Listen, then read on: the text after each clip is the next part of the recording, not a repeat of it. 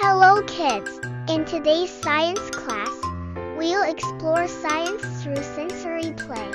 Sensory play engages our senses and helps us learn scientific concepts in a fun, hands-on way. We'll start with the fizz, pop, wow, experiment using baking soda and vinegar. The chemical reaction between them can be made more interesting by adding food coloring for a colorful volcano effect or creating magic potions in a tray. Next are sensory bin explorations. We'll create an Arctic ice bin with frozen water beads to simulate a cold environment.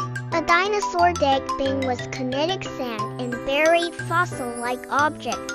And an ocean world bin with blue-dyed rice and sea creature toys. The sink or float experiment involves gathering household items, predicting whether they'll sink or float based on their properties, and then testing the predictions to understand buoyancy. The last activity is grow a bean in a bag with a Ziploc bag, a wet paper towel, and a bean.